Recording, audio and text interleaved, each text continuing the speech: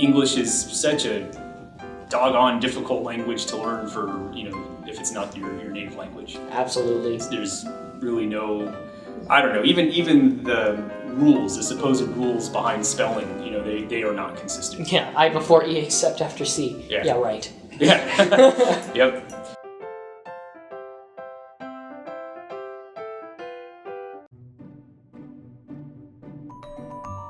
Consider the following sentence. The same letter combination, O-U-G-H, appears repeatedly throughout this sentence, but the sounds are different every time. Though I coughed roughly and hiccuped throughout the lecture, I still thought I could plow through the rest of it. This incredible inconsistency can make English really hard to master for non-native speakers. But what if English were phonetically consistent? Let's consider the letter A. The letter A can represent a number of different sounds. Even ignoring its combined sounds, like AR or AW, you can get such diverse sounds as father, ape, and apple. Let's take the first of these, ah as in father.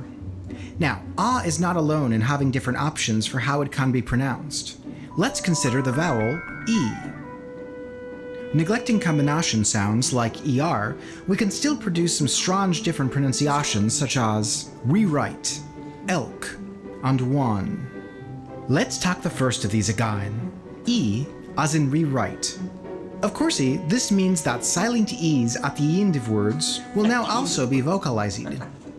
Moving on, let's consider the vowel I.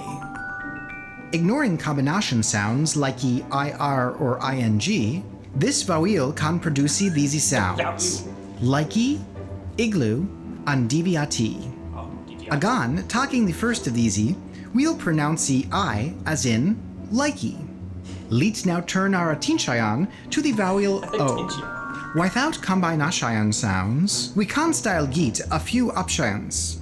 Pony, on, and one. Let's select the first one of these. O as in pony. Having no made these selections, we are left with only vowel. U. The vowel U can sound like a dice. Really, run, or put. While again remind the listener that dice is somewhat arbitrary, we will select the first of these. U, as in really. Putting these all together, we can hear how English would sound if it were concise in the pronunciation of vowels.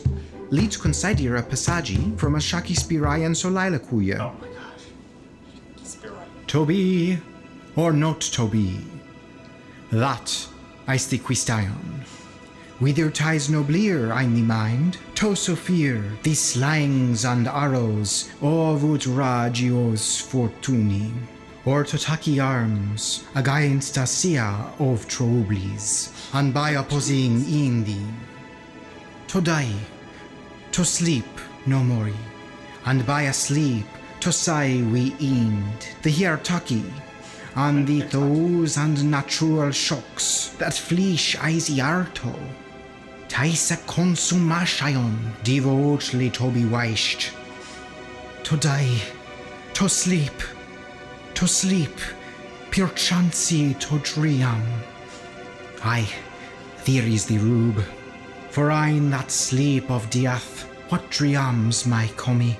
When we have shuffled off this mortal coil, must give us pausi.